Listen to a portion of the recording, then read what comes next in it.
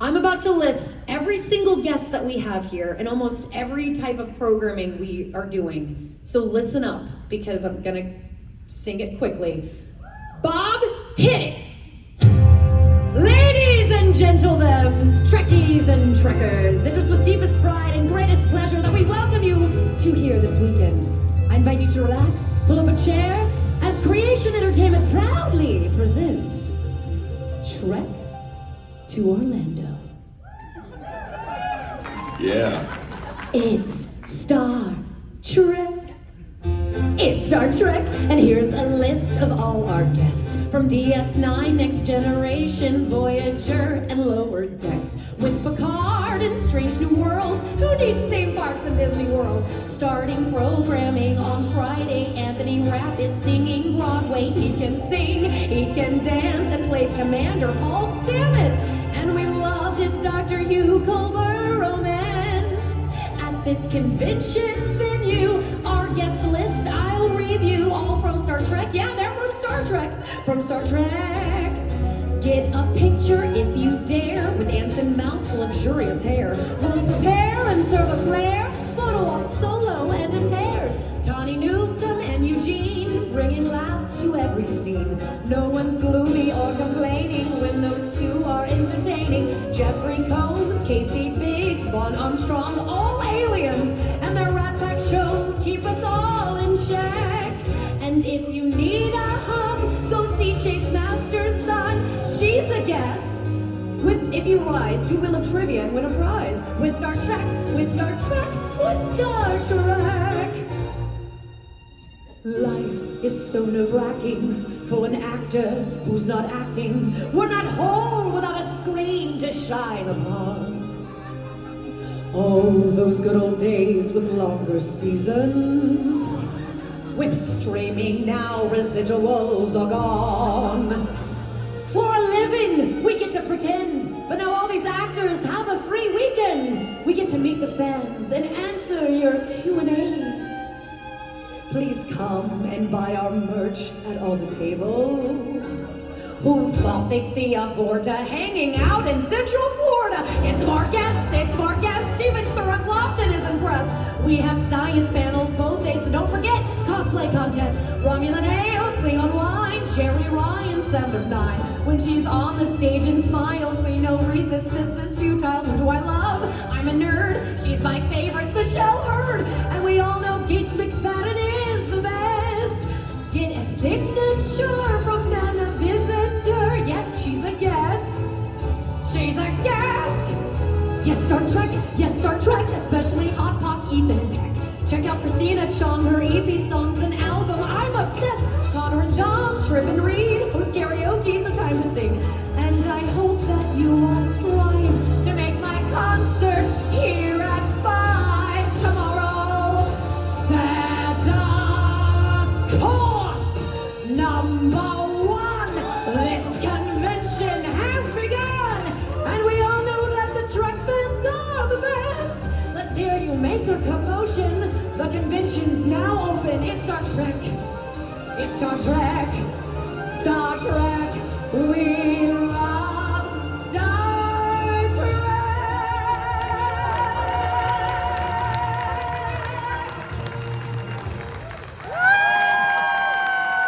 Okay, so everybody got the programming, right? You heard all the guests? We're good? I don't have to repeat it? For Bonnie Gordon, One more please. time. Okay, hit it, Bob. Okay. And one of the most kind, genuine people I've ever met. Please welcome to the stage, Michelle Hurd. And there is no exit on this side, so I'm going to awkwardly... Come on, and Bonnie Gordon, please. Give it up for this beautiful woman. Beautiful woman. You should have heard my song this morning. I sang all about you two. What? Goodness I'll give you a gracious. sneak peek later. Please do. Bye, everybody. So, hi. Well, hello, everybody. How are we all doing today? Feeling good? Thanks for braving the rain and coming out. Thanks for being here. And as she said, if you want to ask any questions, which we do love questions. So do please. So where go are ahead you and- going for questions? I see a little Very bright. Where- something or other over there, a little mic over there. There we go. Okay. So line up over there. So And over here. questions? Are you all ready? Are you ready? Nope, nobody No. yet. Okay, so, hey, Jerry.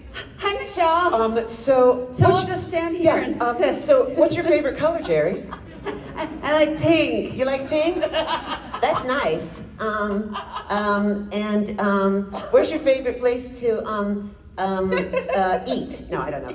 My house. Your house. Yeah, because you My got husband's a really good chef. He's a really good chef. Yeah, he does that. And I just said this the other day, just a few moments ago. If you enjoy food porn, follow him on Instagram. It's so good. It's so good. Very, you very guys. true. I'm just saying. Hi. Okay, yeah, here we go. Hi there. Hey friends, okay, so if your life essay was entitled "The Time I Dated a Klingon," what would your opening line be, and do it in interpretive dance? Oh shoot, I killed him. Okay.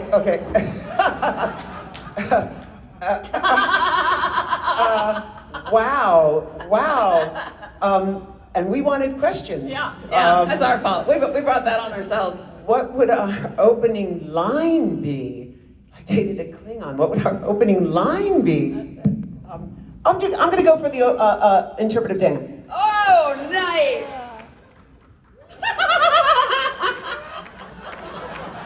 Woo!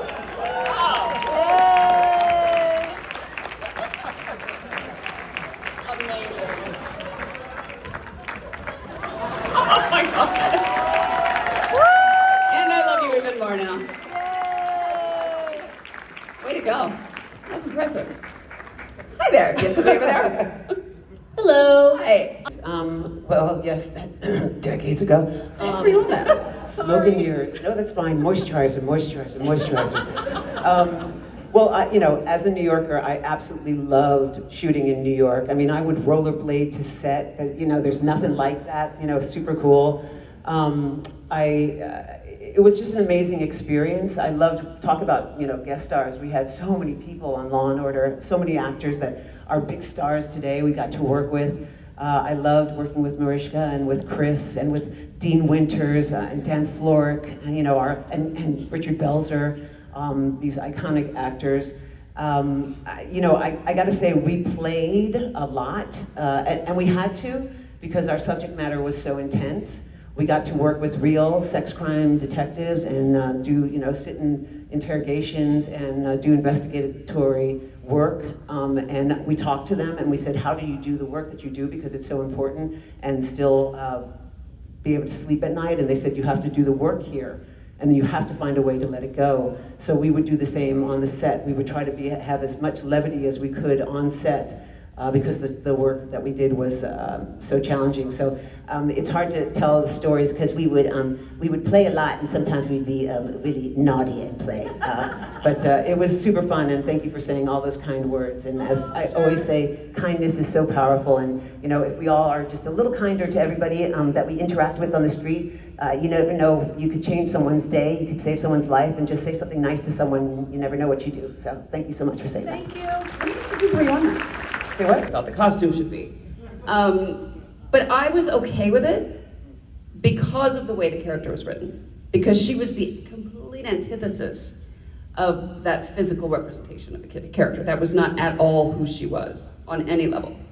So for me, that dichotomy was okay. I didn't mind doing it, whatever. Because of the way she was written. When they brought up bringing her back, I was like, I'm not putting on a cat suit. That shit is not happening again.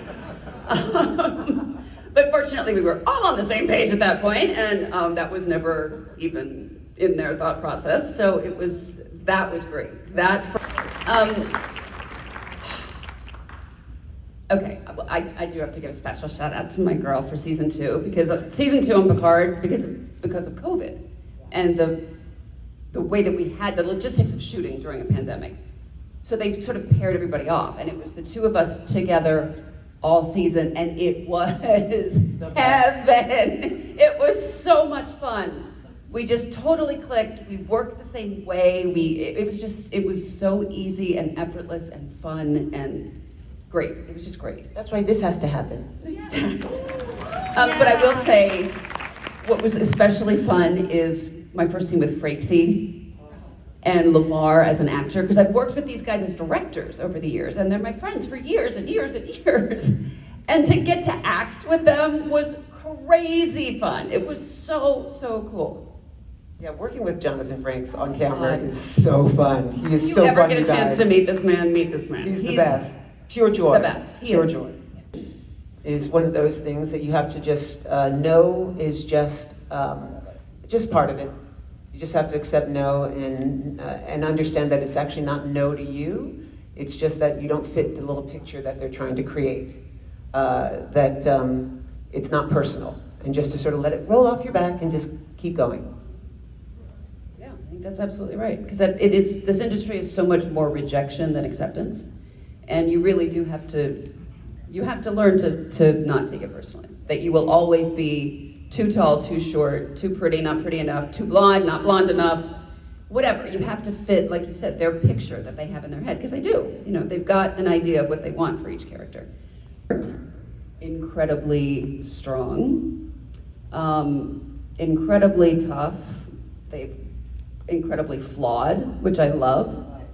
I love their challenges, I love their struggles, I love that they overcome them, I love that they just keep going, and I love that. I mean, what she said. It's true. Thank you. Thank you. Thank you. Hi. Good one. I mean, they could shake some shit up now, I'm not gonna lie. That's a great point. Boy, oh boy, couldn't we? Well, I mean, I guess I would follow in my parents' footsteps and go back to the 60s and do some civil rights stuff.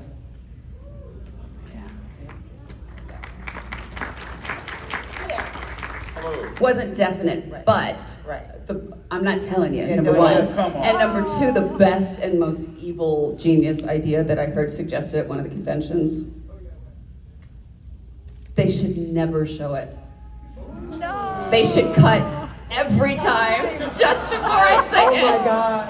I thought that was so brilliantly evil and Oh my wicked God, and that fun. would be- Anyway, yeah. And the second final question I have is now as captain, Bless his little one-pip heart. Little Harry. Aw, little Gooby. Sure, we'll throw him a bone. We'll make him a lieutenant or something. Different and standalone, and I equate it because it was our different showrunners. Michael Chabon is a novelist, so the first season was like a book. Second season is Akiva Goldman, who won an Oscar for Beautiful Mind, so it was very cerebral, time travel. Third season was Terry Matalas, which is OG Star Trek. He started as a PA with her on her first day, so he gave a gift to us all as Star Trek. For us as actors, we love that shit. We love, give me a different thing to do, let me dive in, let me ingest that kind of stuff. For Jerry and I, third season was delicious, both. Like, our characters got to do a bunch of stuff that we would not have normally gotten to do. So for actors, given the chance to do a vast, different thing each season is gluttonous and yummy. Yeah. It's a treat. Yeah. And she's also flawed, and she fails, but she picks herself up every single time and tries again. So Yes. it's okay to fail. Yes. Yes. Pages of Legacy, his next script. He actually wrote 30 pages, so we would love to hear those 30 pages. Yeah. We just kind of talked in very broad terms. We didn't get into any specifics. Oh, okay. Well, what would you guys want to see? I would just love to see those three people that were on that bridge in, their adventure. I'd love to just see what they would do. I'd love to see this captain, come on. The adventures, the stories, the voices that these people could do. These two stubborn, strong, women. I just want to see that story. I just want to see that story. Thank you so much again. machine, way back machine. And now you've worked with Jerry. If Jerry could have been on an episode of SV, Yes. do you think she would have been a better A, detective, B, victim, or C, psycho killer? Ooh. It's right between detective and psycho killer. Oh, honey. Oh. I want to say psycho killer. Let's just say detective because I want her to still like That's me. the safe answer. Yes, I'm trying to get these before I have psycho Oh, these are. unique questions. You don't want to know my favorite color?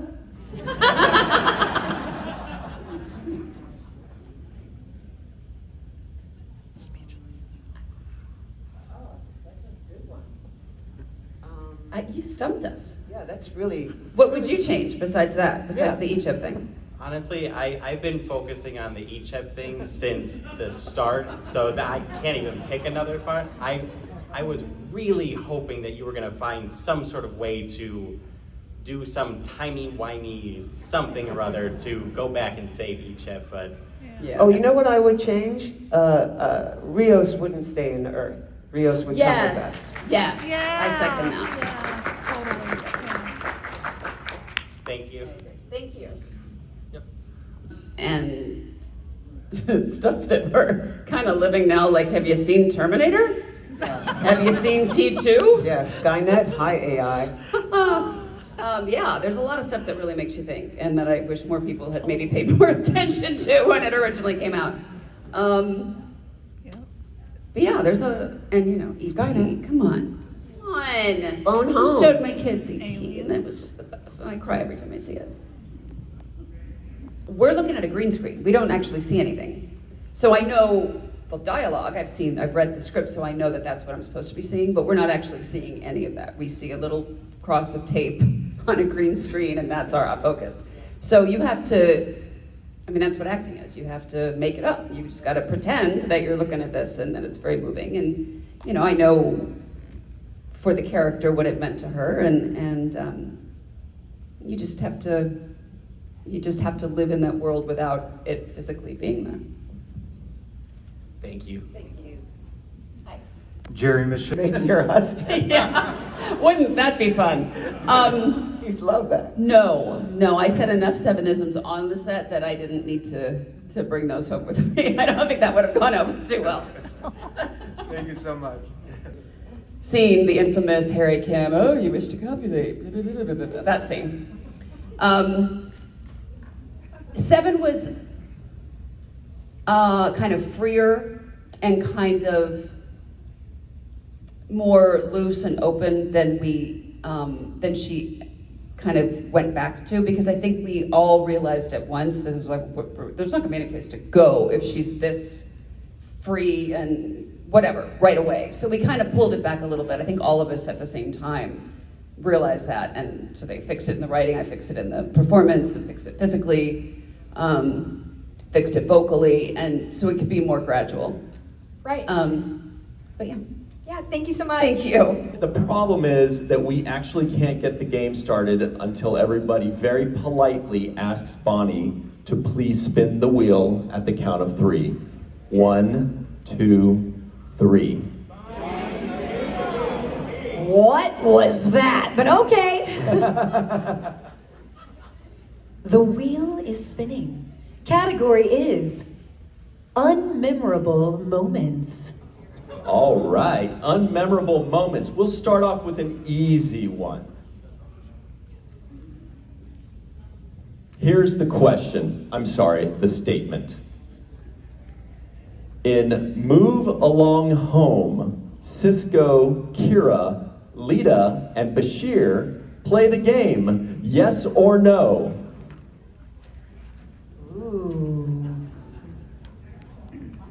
The answer is no, it was Jadzia, not Lita. Loads of you here. Yeah, thank you for coming out. So, I guess we have people with questions at both sides, or just this one side? Just the one side? Both sides. So yeah, so if you have questions, maybe queue up. Thank you for your question. That's a great question. I mean, it's hard not to say To Kill a Mockingbird because it's such a special film. And you know, we watched it. I'm not sure about all of you, but I had to read the book in grade school, and we watched the film in grade school. And so growing up with that as a part of my life was so surreal. And I went back and rewatched it sort of recently and was just struck by how special it is. It's a really wonderful film. But I will say that Spellbound occupies a special place for me because my grandfather was so young when he did it. And at the time I watched it, I would have been about the same age that he was when he made it. And I hadn't seen him that young in a film before and was so taken aback by I guess the familiarity of his face and to see him so young. So How old was he when he met her voice? you go right ahead. Well, Star Trek. Well, sorry, what for voice? Not a cult. Not a cult. Star Trek is this really cool club that I go to with my friends on the weekend. You should come. That's it. I think that's how you sell it. Thank you. Now you go. Oh no, I think we're done. Celia Good, Yeah. who plays our Uhura. Well, I mean, strangely, it's come 360. My whole career has come 360. I started in musical theatre, went into TV and film, and then it was always a dream to do a musical film or TV episode. And when Akiva told me that we were doing it, I was like, oh my goodness, my training as a dancer has brought me to where I am today. And I think maybe how it's informed my journey before then is just being very aware of my body, of how I hold my body, of my spatial awareness on set, and also my professionalism as a dancer. If you don't turn up on time, you're out of the dance number. You know, if you don't show up, you're not in it. So I think my attitude towards work is where my dancers come in, and that's probably why I work so hard as an actor. Wow. Yeah, Cool. part of it anyway. That's what I can think of off the top of my head. But yeah, Thank you. you're welcome. Are you her? Listen, he's a very attractive man. So, you know, right now it's fun. Also for La'an. Who knows? I mean, I'd be whoever gets to have him next would be very lucky. So, Alice in Wonderland. All the flowers, da da da da da da. I don't know the rest of the word. But I loved it. I would watch it over and over again. And I just thought it was just so magical, and all the worlds she gets to discover, the plants, the Mad Hatter's Tea Party. I've watched that movie probably 100 times.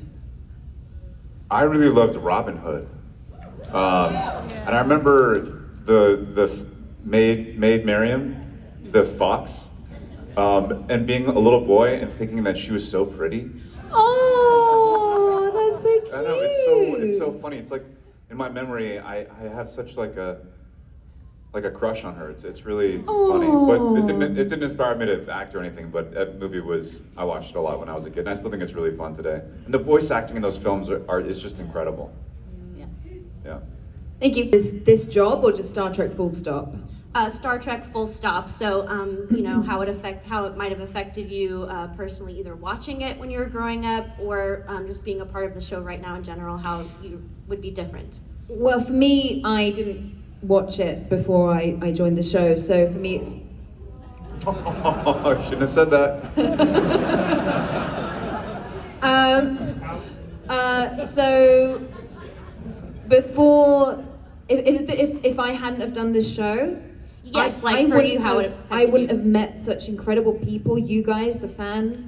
I wouldn't have realized how much diversity means to the fans. I wouldn't have traveled so much over the world to see the fans. And yeah, I wouldn't have had this incredible experience of being on a show for such a long time and really honing my craft and you know, the things that we've got to do, dancing, singing, all of these incredible, fighting the Gorn, exactly, you know, all of that. You know, I wouldn't have even known what the Gorn were. So yeah, for me, that's... Yeah, I mean, it's hard to say. Arguably, the world could be different without Star Trek. I think there's such a big community that's formed around the idea and the ideology of Starfleet, and maybe it'd be a worse place, you know? I don't know. But personally, yeah, I don't. It's hard to fathom that I'm a part of this. That I've been cast in this role. That my name may be tied with this role forever. It's really surreal, and you know, I'm sure that many of you have heard our 5th season is our final season. It's a partial season of 6 episodes, and thank you. You know. Yeah, I mean, I wish that helped, but I mean, actually, but yeah, so once it's over, it'll be really interesting to begin properly reflecting on the experience of it, because people often ask, what's it like? Is it crazy to be cast as this character of Spock? And it absolutely is, and I don't really know what it's like yet, because it's this thing that's just been happening, and I've been in the midst of it for all these years, and I'll be very interested to see what it's like for it to be over. Yeah. I know. Oh, yeah. Or transporting anywhere. I mean, how cool, instead of taking 9 hours to get here, it could have taken me a few seconds. Yeah, I'm always thinking, like, I wish I could beam out of here right now. Yeah. It'd be so nice if you're just like, yeah, beam me out. I'm done with this. But also the replicator is a pretty amazing thing. Oh yeah, true. I think about that on set a lot, and I often will ask in jest my coworkers, what would you get the replicator to make for you right now? Because that'd be awesome. Thank you. Hello. Hello. Definitely. I mean, so Strange New Worlds of Spock is in the Prime timeline, and Quinto's is the Kelvin timeline. But Quinto was my Spock. Like, I remember seeing the billboards of him up in LA and being in awe of it and really enjoying the films. And fortunately, I didn't have to, I guess, technically follow in his footsteps, but I did follow his act, right? And definitely I was intimidated, because I thought he did such a great job with it. And but I had to go back and look at Nimoy's performance, because Nimoy sort of set the rules and created the character. So, yeah. Thank you. Thanks. I mean, the genre is almost irrelevant to us, because we're just following, and it's all written in the script, right? And so we're just, as long as we're honest to our characters, which again is provided by our incredible writers and showrunners, I mean, there's not really much for us to do other than learn to dance for 74 hours and record our voices outside of work time. Yeah, so for us it's more about, well, that being said, there are some genres coming up that I'm not gonna say. I mean, you know, what we've just shot. The last episode that we shot of season 4, where we did have to adjust more. Yeah.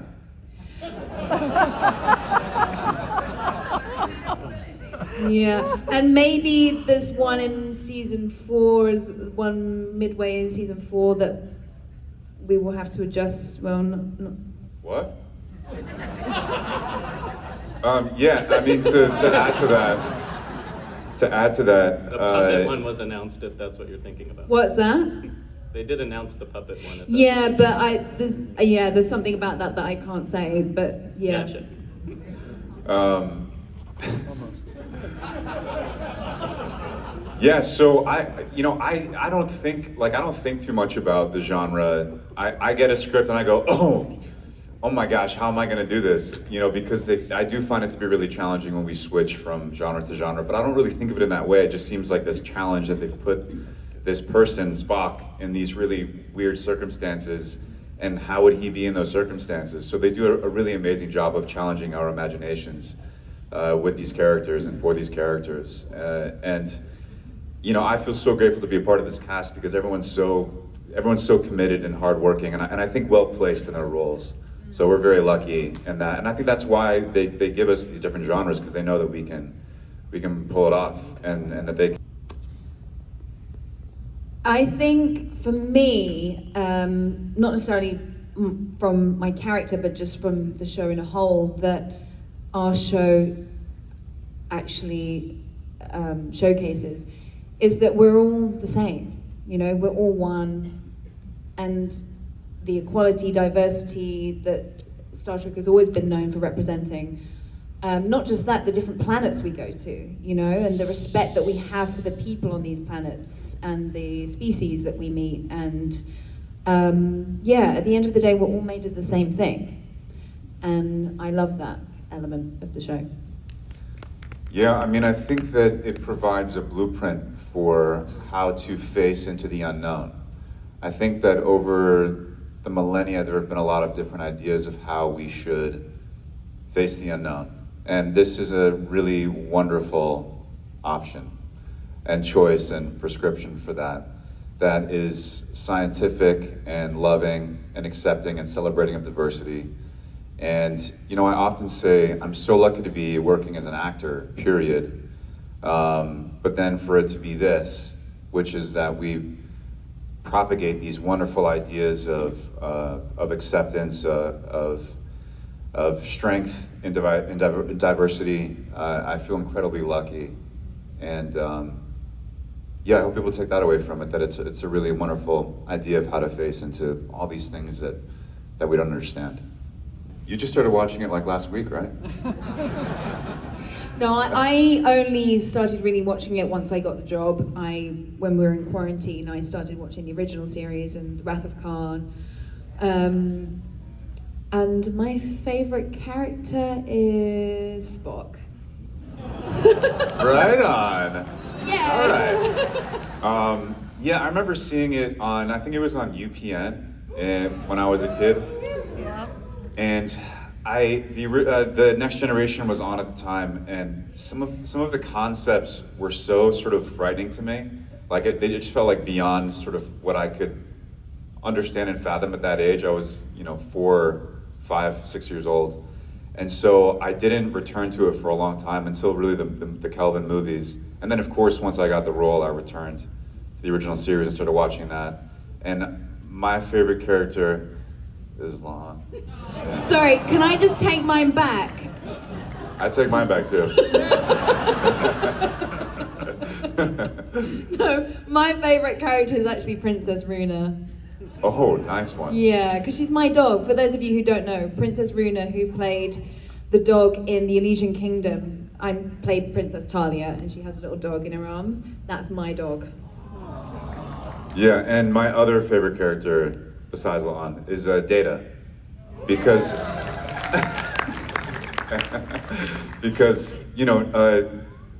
Nimoy's portrayal of Spock informed Spiner's portrayal of Data. And his performance informed my performance of Spock. So it's this very funny, iterative thing, this iterative sort of archetype in Star Trek, who's this logical character that's learning what it is to be human, striving to understand what it is to be human. Thank you. And if you were really stuck, feel free to get hints from your neighbor.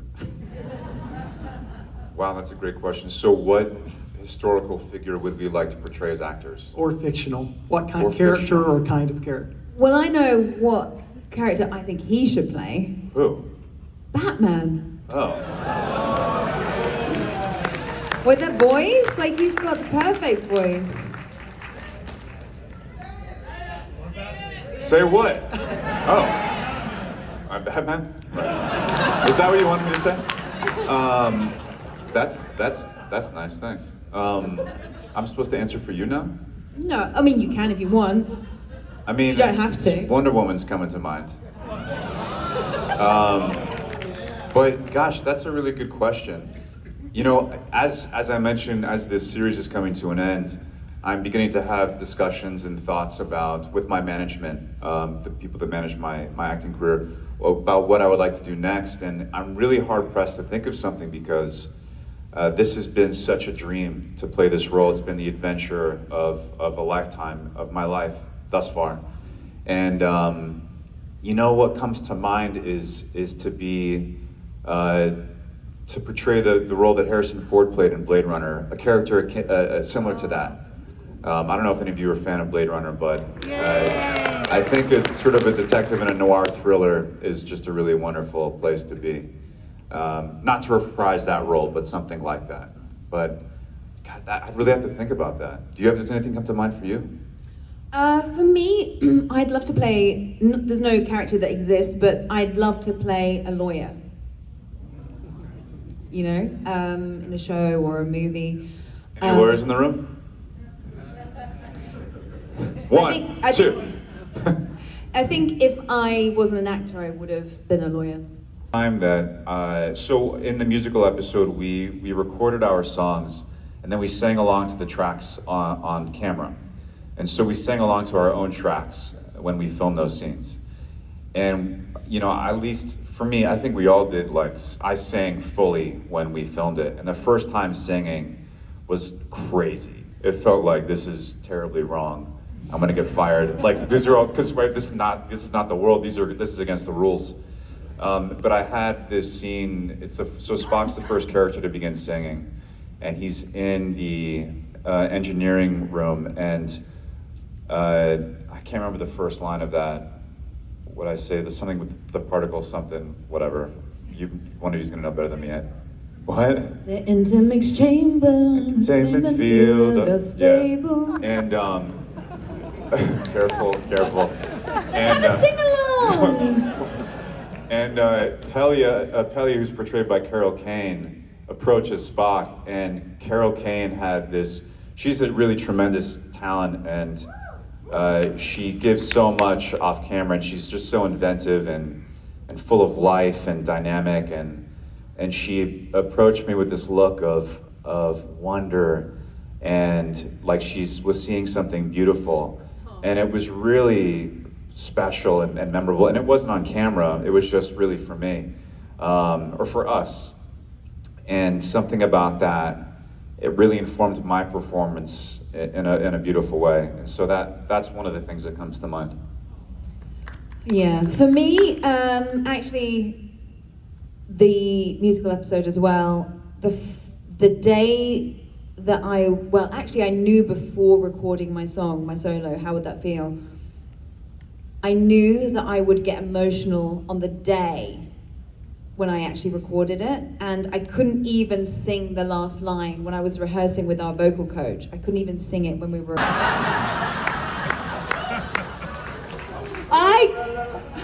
I can't answer, I'm sorry, I can't answer that question. That's...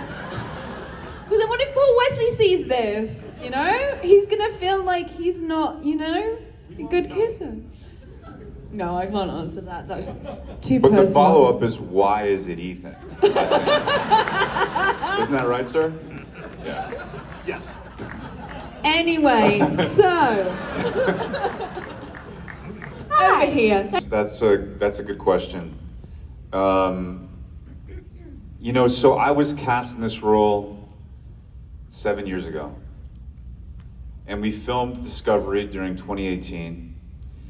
And I grew as a person, and one of the things I did, one of the things that I believed would make me a better actor was to become a better person, was to pursue self-mastery, I think is a way some people put it, and kind of aspiring to be more like Spock. Because Spock has so much integrity and so much dignity, and he's such a good and pure person, and he's really beautiful in that way. And I have learned so much from him, and would love to be more like him, to continue being more like him. And so I was cast at this really unique time in my life when I feel like I was searching to become more like myself, and that's what Spock is doing during these years. And I think that's one of the things he does throughout all of his life.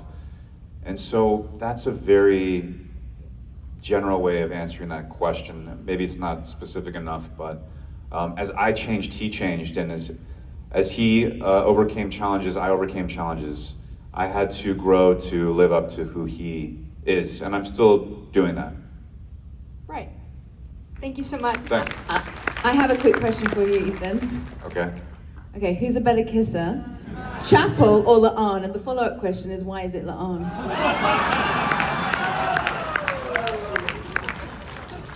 Ma'am, thank you for your question. I can't answer that question. Can't answer that question, ma'am, but thank you for your question.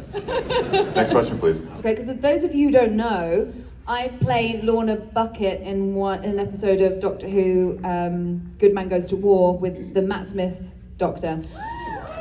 And I was like, yes, and I'd be the one to connect the two worlds. Yes. Thank you. Watched Space Seed and Wrath of Khan just to be aware of the history of it, but they're just so different that it didn't matter really that, I didn't really, sorry, that's probably disappointing answer. No, that's a great answer, thank it's you. the truth. Question. Yeah. If Starfleet were real, would you join? Oh, that's tricky. Probably not. Why not? Because I'd be scared of going to space because I get motion sickness and I think I'd probably just throw up the whole time. Would you? I mean, the world would have to be so different for that to exist. Yeah. Thank you. It would have to be so different for Starfleet to exist. It would be a different time, right? Probably be in the future. Maybe things were really bad on Earth. Yeah, if that were the case. And it's not really like, I've heard it called sort of military or military adjacent, but it's more of a scientific vessel, I think.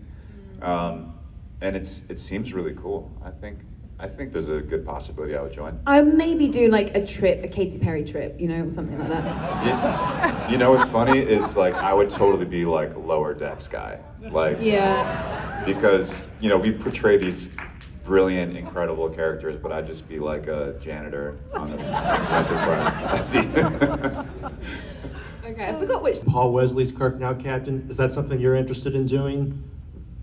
Yeah, I will stay for as long as I'm invited to play this character. Thanks. I guess on set for you guys in your show. I mean, it's funny because a question I get sometimes is, what kind of practical jokes do you play? And I never do. I'm always just trying to do a good job. And the onus of the character of the franchise is always with me. I feel like there's not too much time to sort of goof around. Not that that's not okay. I think there's a time and a place for that. But I'm always trying so hard to nail my lines. Yeah, you're super because I say pro. such crazy stuff. I watch the show back and I'm like, what? How did I remember that? So I'm focused on that for the most part. What do you think? Yeah, I think we're all very professional. When we're in the green room or whatever, we might have a laugh and a joke, but when we're on set, we're we want to give you the best show we can, and by doing that, it's by being very present with our characters when we're filming. So we have run out of time, but I would just like to tell you, I have EPs, my EPs at my desk. I have a new EP out, which he co-wrote one of the songs with me and sings on it. That's true. Baby Blue Day, and another one of our co-stars, he's actually a guest star on the show, Minor Lucan. He plays Ortegas' brother. He also wrote and sung a song with me. They aren't out in the world yet. This is the first time they've been available. It's not loud enough. You gotta get louder, guys.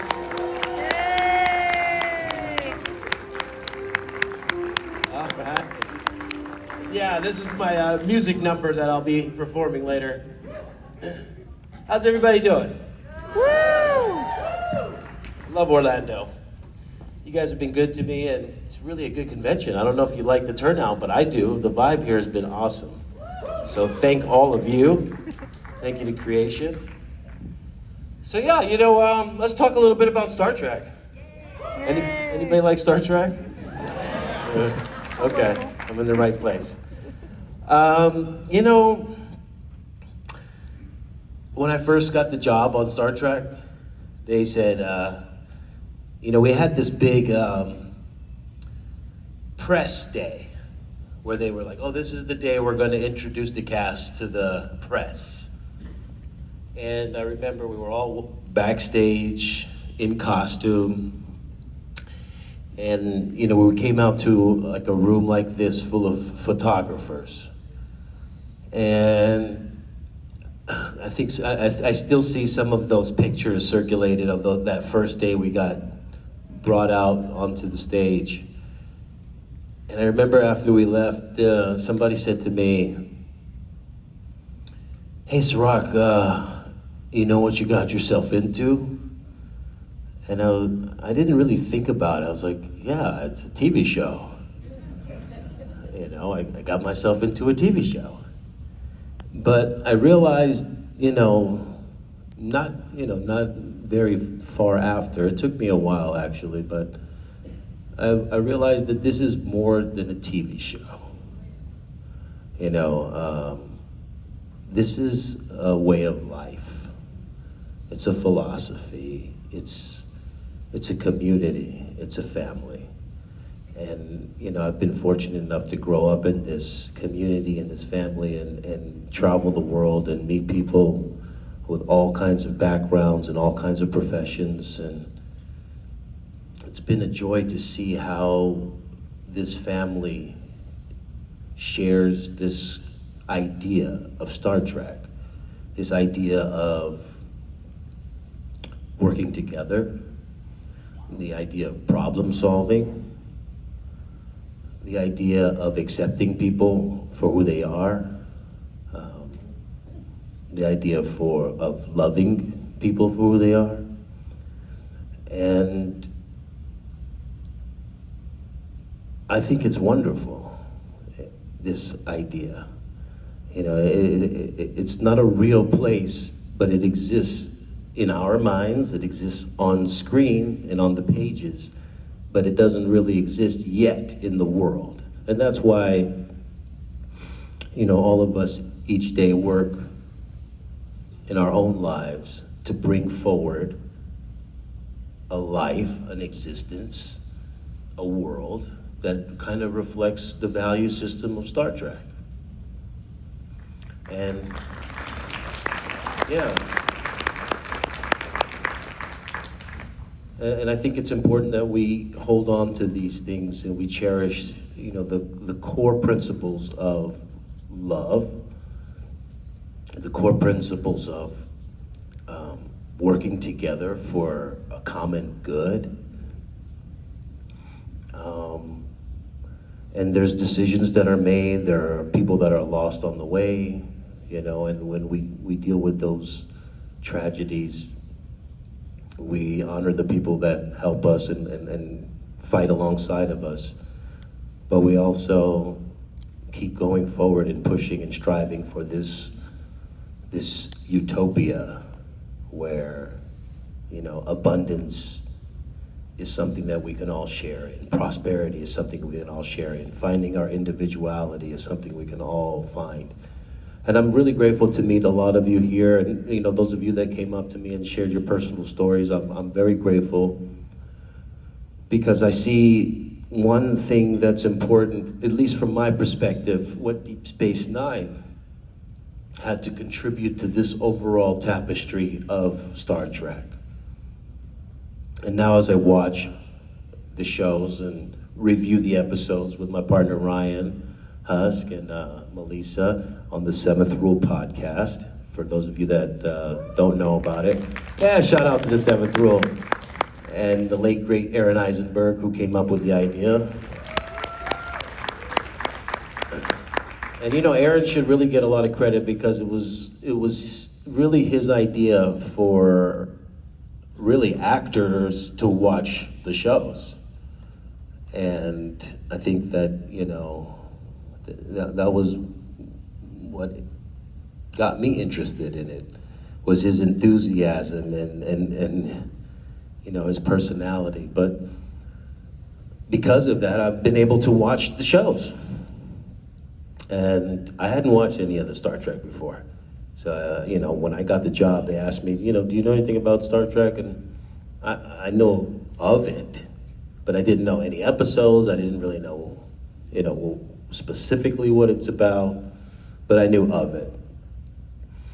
And on this journey of watching the show and watching the original series with Walter and watching The Next Generation and watching Deep Space Nine, I've come to the realization about what Deep Space Nine specifically added to the equation, at least from my perspective. And that is, you know, the concept of family and how it's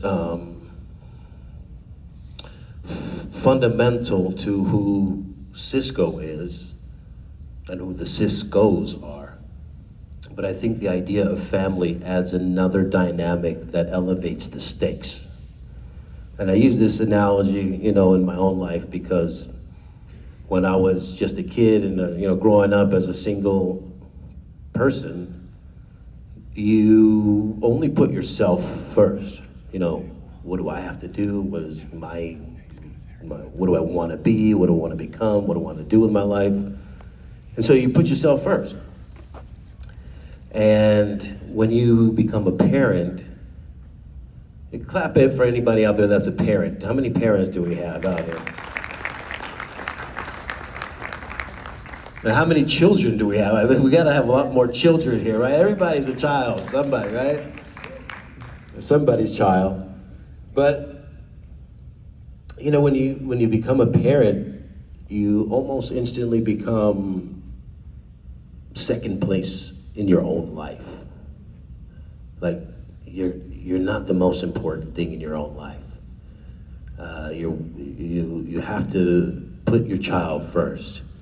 And there's a level of vulnerability that happens when you're a parent. You know, if you're a single guy walking down the street and, you know, there's somebody gonna rough you up, that's a different story than if you're pushing a stroller and you run into some people that want to rough you up. Now, there's a whole different level of stakes involved.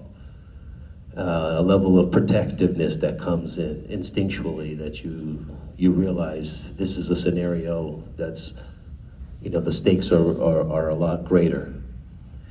And so having that vulnerability and having that understanding that, you know, we're here trying to build for the future generation. We're here trying to set our children up to be better than what we were or are.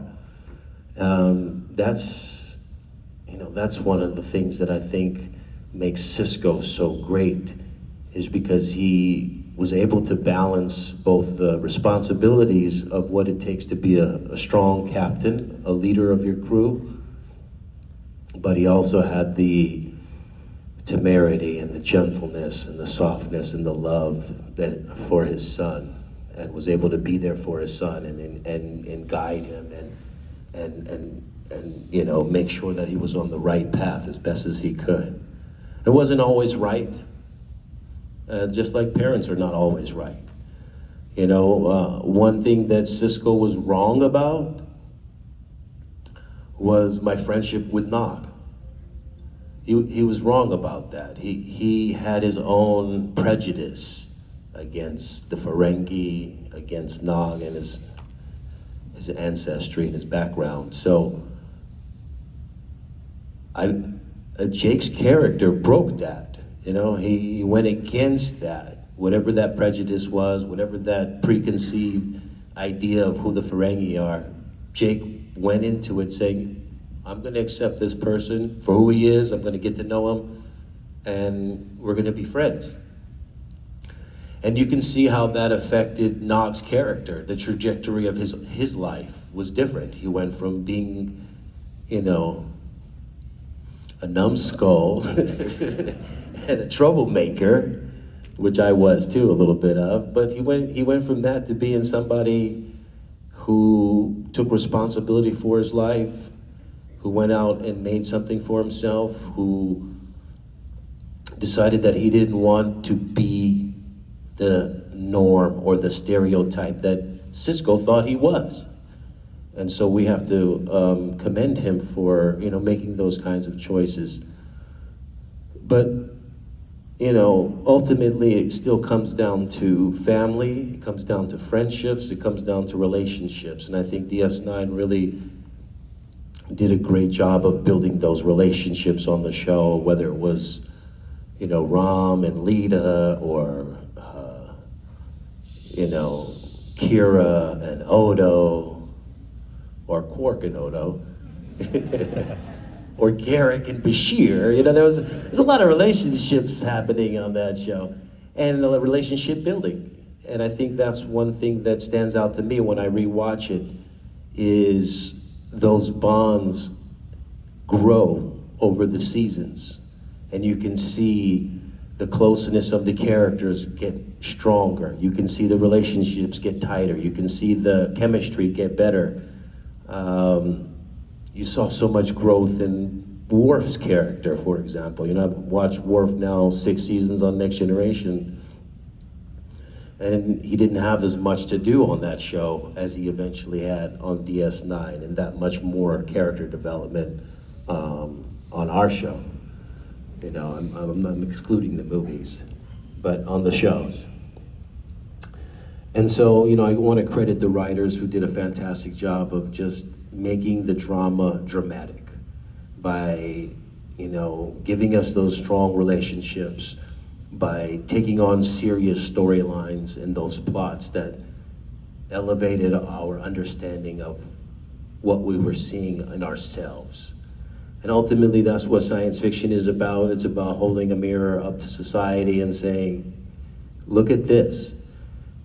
But you do it in a way that's abstract. It's not in the same context of what we see in black and white and all of these contexts that we see in our own headlines, but it's now an alien or something abstract outside, but you still can extract the same message out of it. And that's where the mirror comes. That's where reflecting on ourselves is coming from. So, you know, and I want to say also to add to that, you know, Avery Brooks was an incredible mentor, father figure, leader, role model, and inspiration to me. I saw the way he carried himself. I saw the way he looked out for me and loved me and cared for me. And so everything that you saw on screen as far as the chemistry between the two of us, that wasn't acting. You know, the acting was just remembering the lines, but the emotions of the love and how you look at somebody, how you hug them, you know, how you feel about them, that's not on the page. That's just how you feel. And that's how I've always felt about Avery, who has been a constant pillar in my life. I know a lot of you ask about how's Avery doing? Is he okay? Is he all right? I haven't seen him. And I do speak with Avery, and he's doing okay, and he's doing all right, and he's of sound mind, and makes me laugh all the time. But he's also been a constant fixture in my life. Way after the show ended, he was there with me, helping me make decisions in my life. When I got the opportunity to do another show after Deep Space Nine, the show was called The Hoop Life, and it was filming in Toronto. So I moved to Canada. I was doing this show. It was also 26 episodes, a season type show. And Avery was there the whole time, on the phone with me. How's it going? What's going on? What are you doing? Who are you working with? I know him, I know that, I know this person. And then at some point he flew out to Toronto and directed an episode of that show, The Hoop Life. And I got a chance to work with him again, you know, which ended up being the last time, actually, as far as, you know, working on a show together, but he's always been there. Hey, There she is. All right. Yeah. Thank you. we'll see you soon. Thank you, Bonnie. You're Thank welcome. you so much. By the way, script coordinator. It's okay. Script Did I coordinator. say script supervisor? You did. Script coordinator, Lolita Faggio. It's all good. The script supervisors work much harder than I ever did, so I don't want that credit. Anyway, welcome to the Rat Pack panel, and it's really good to be here in Florida with all of you, even with this humidity. So, anyway, please let me introduce to you Mr. Vaughn Armstrong.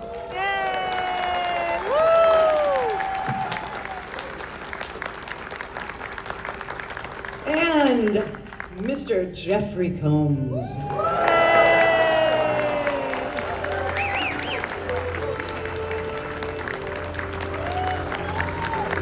And Mr. Casey Biggs.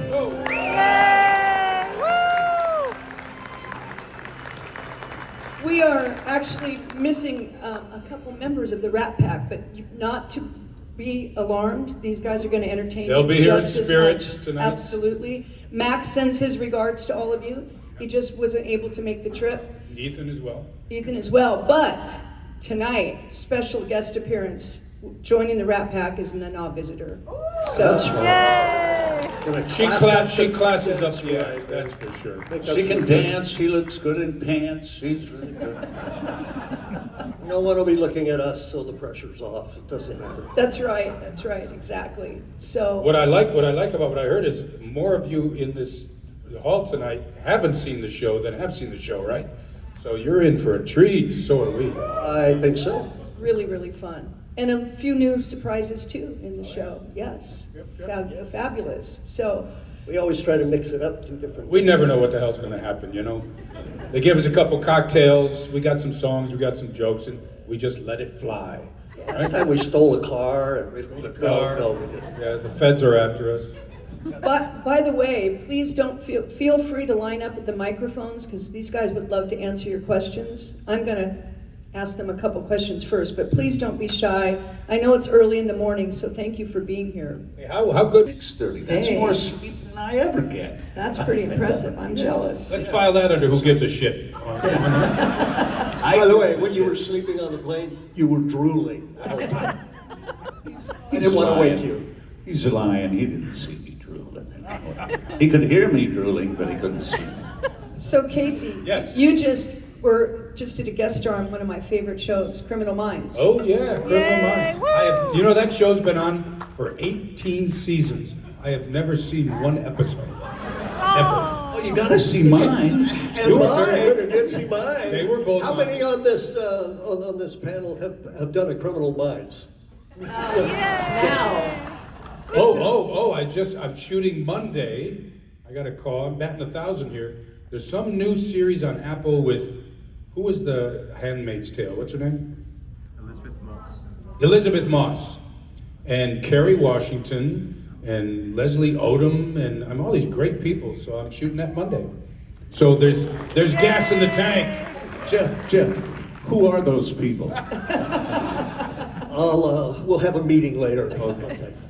Yes, and I'm going to spend 6 months in Italy this year, and that's going to be fun. Six? I thought it was 3. 3 and 3. 3 and then back 3 and then over 3 again. What? Kefa. Yeah, you're going to miss me, I know. So that's all good. What about you, Jeff? Oh, tell him. Oh, well, this year is the 40th anniversary of Reanimator. Wow. Little movie I did. That movie is so disturbing, I have never been able to get through the whole thing. That movie is evergreen, ever fluorescent green, actually, kind of like the syrup. I'm going to be going on a little tour of revival houses. This is hilarious to me because when this movie came out, there's no way it's going to be in an art house, a revival, no. But now it's like, legit, and so I'm traveling kind of all over the place at revivals and doing Q&As and showing the new 4K. There's a 4K that has come out that's gorgeous this year. Cleaned it up, looks never better. So I'm really excited about that. Wow, 40 years, that's a long time. Yeah, tell me about it. I was 12. Yeah. Yes. And Vaughn. Oh, yes. Yes. Now, I've joined Jeffrey on the horror scene lately. Yes. I did a movie in August called The Surrender. And you got to see it. We went to the film festival South by Southwest. Anybody heard of it? Yeah, it's a big one. And the critics were saying this is one of the 10 best movies there. So you got to see it. You can get it on Amazon Prime, I believe, now. And that's kind of it.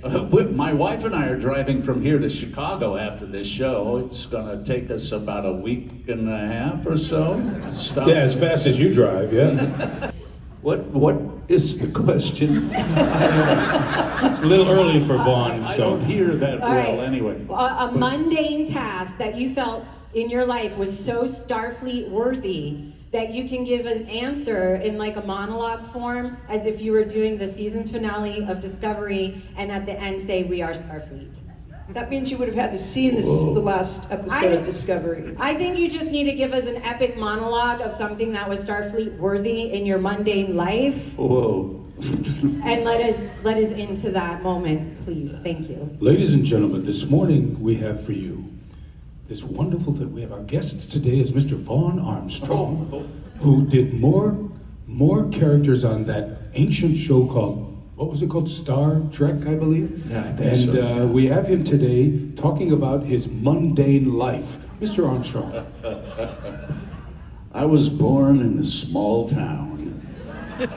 Well, I was actually. It's Sonora, California. Anybody ever hear of it or go? Me? Yeah, really? Yeah. Now, if you look that up online, they have notable people who were born there. I'm number one. That shows you how mundane that It was place a is. small town, but you know, it's alphabetical. So as soon as they get an Anderson, I'm screwed. But, So give me your thing, your mundane thing that is Okay. worthy of Starfleet.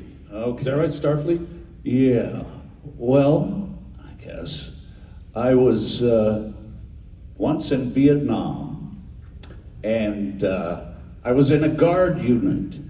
There is nothing more mundane than being in a guard unit. I mean, it's an important piece of work, but all you do is stand there and look out, and you're hoping nobody comes.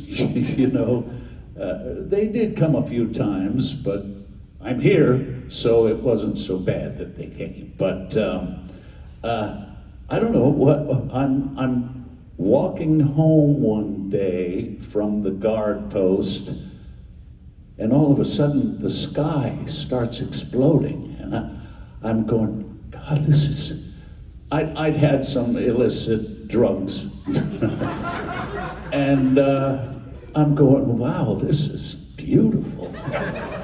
And then all of a sudden I realized that those are tracers going everywhere, and suddenly, in a weird way, I felt safe because I knew those tracers were for my guys.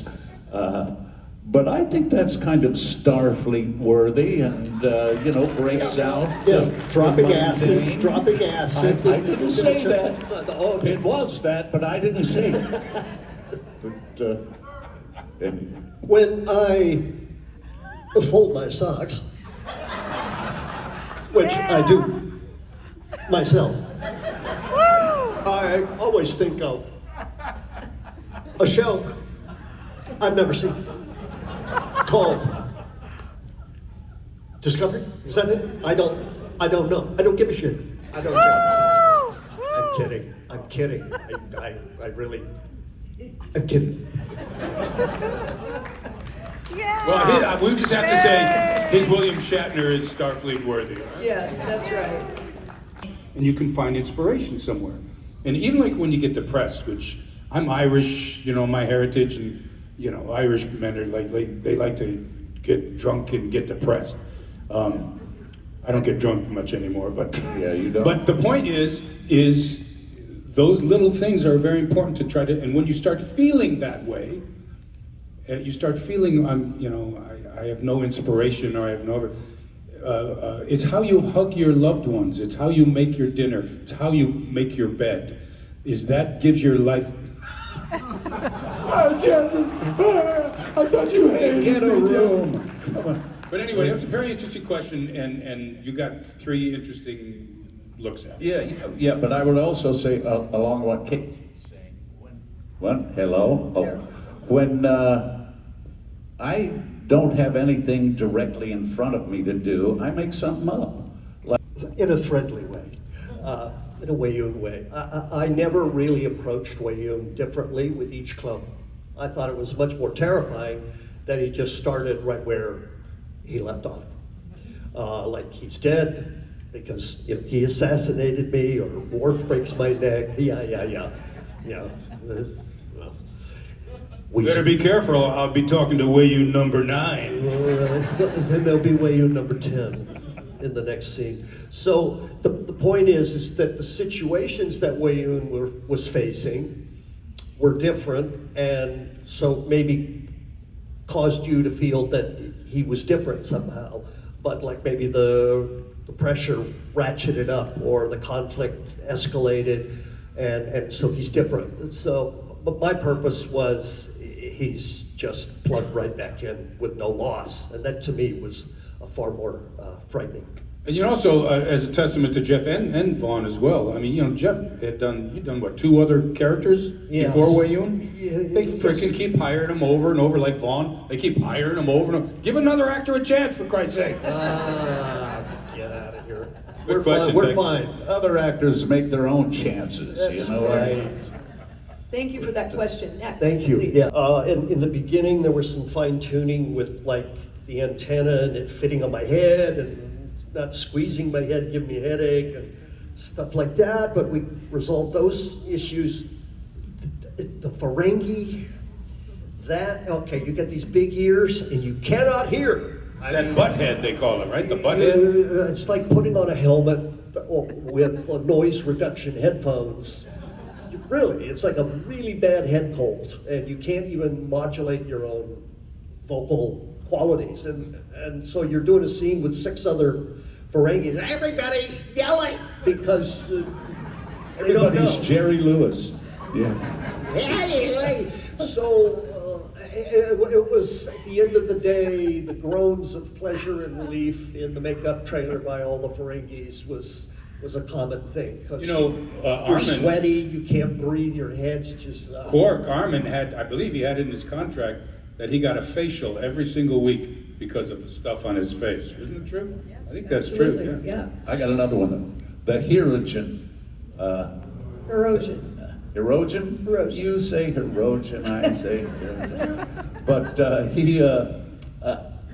there was no open place on your body. I mean, they give you contacts for one thing, they cover the entire flesh, you get, gloves on your hand that are prosthetic as well. No place to sweat. So you sweat out of your eyes, out of the eye sockets, and out of the mouth socket. You look kind of like a very sad idiot while it's going on, but that was... And getting into for the first time, you think, oh my God, how the hell am I going to ever do anything in this? And the big trick, and I think all of us learn this, you let the costume and you let the makeup do the work. Because if you try to act over or through that, it just looks and feels ridiculous, doesn't it? Yeah. Some actors, they are completely overwhelmed by the process and the makeup, and they don't know what to do once it's all. Alimo, Gul Dukat, man, the moment they said cut, he would rip it off his face before he got to the makeup trailer. Yeah.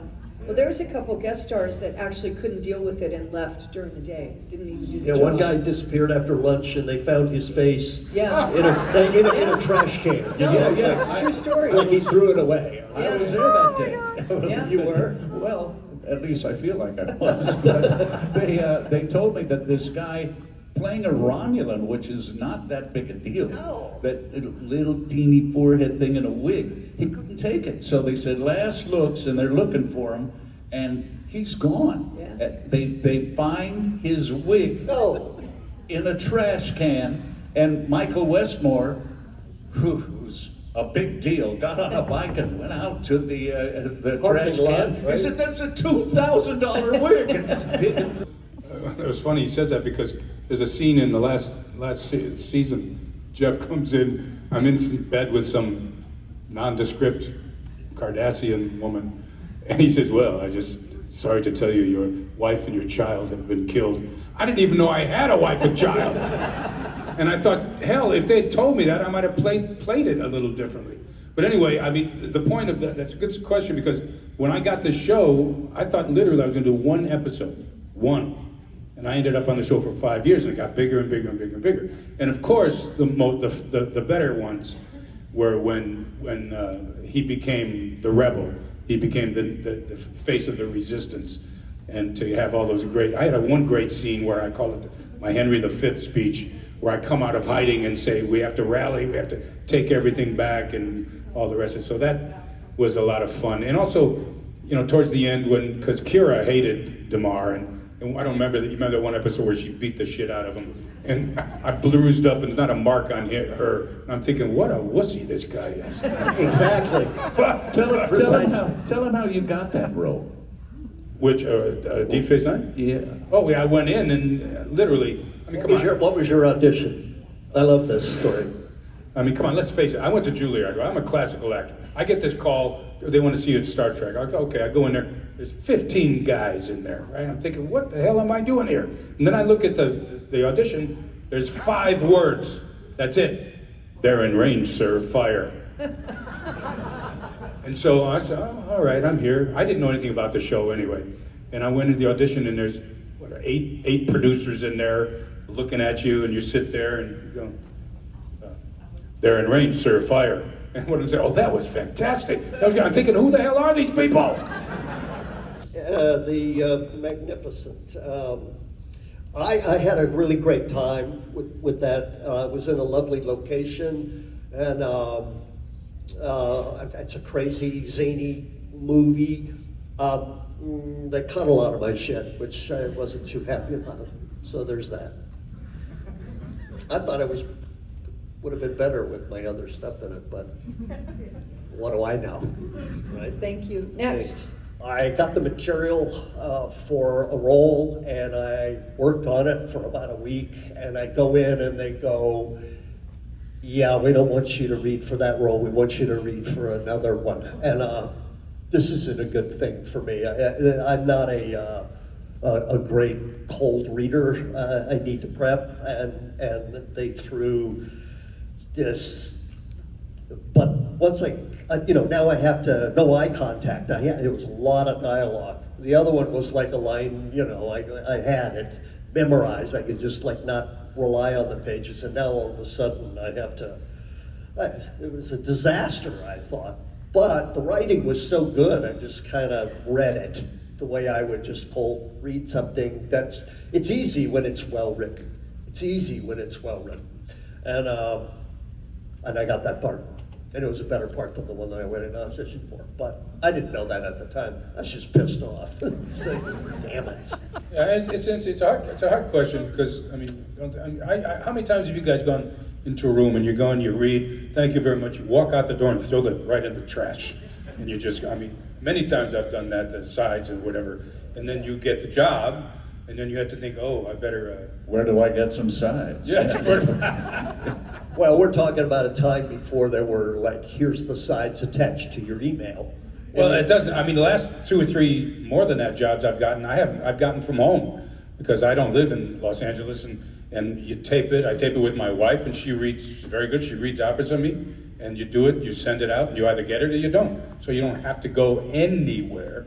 I did not know my wife had been a transgender person, had a sex change, and somehow it weaved into the story of the criminal thing, and it was a wonderful acting exercise because I blew up and left her and this and all that, and by the end he realized how much he loved this person.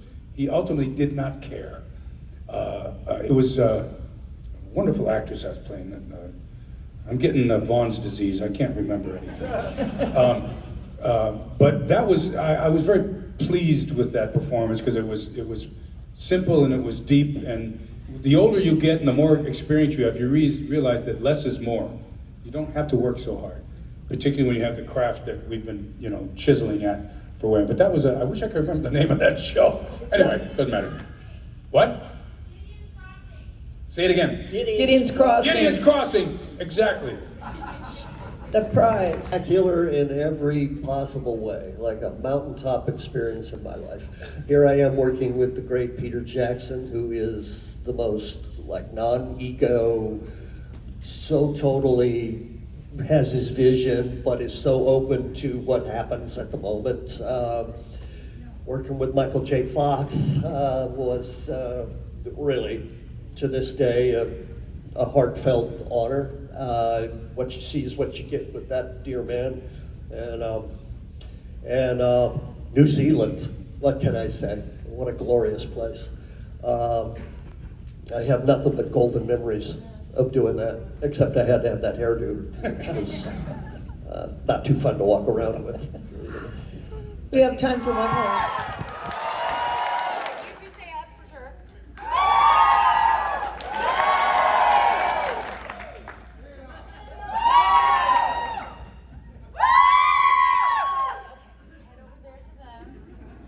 Amazing concept, though. I love it. Head over there to them. I think we have our top 4. This is getting hard. And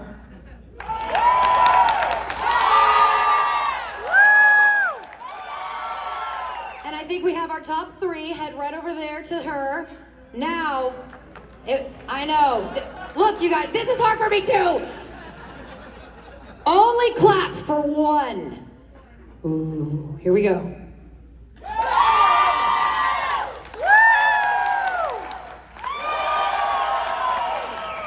All right, here we go, one more time.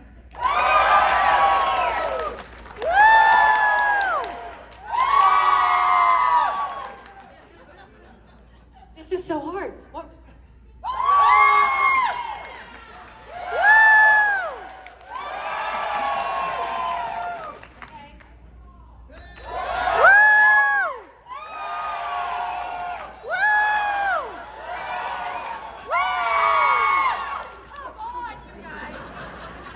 This is hard. It sounds, especially all the people screaming in the front, that's all I hear. I'm like, it sounds like you all are the same level. How do I do this? I need like an actual like meter of noise. Let me confer with my cohorts. Oh, you want to do hands? Okay, let's do hands. Let's try. Raise your hands. Raise the roof. Over here. Oh, I'm looking. Okay. Over here too. Oh, come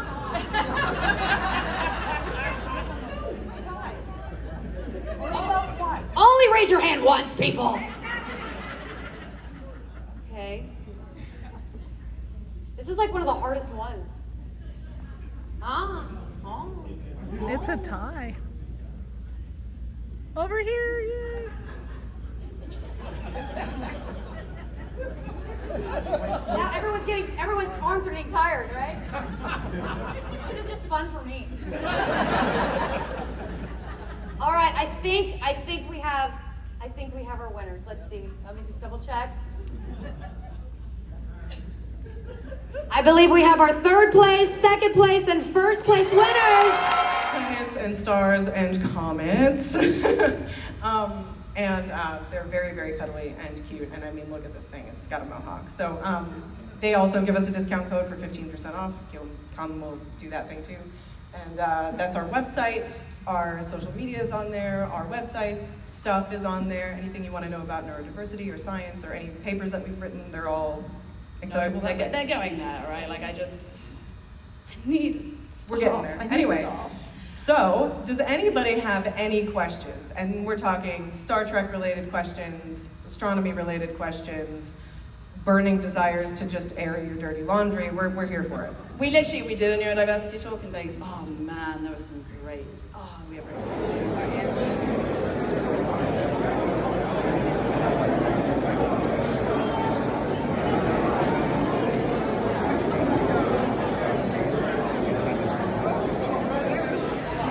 Look, you guys, a good day to be inside. Are you seeing that rain? Florida, August and September. It is a juicy, juicy time of year. Star Trek convention. It's the first one here by Creations in Orlando. So check out the seats. There's only one person in front of me.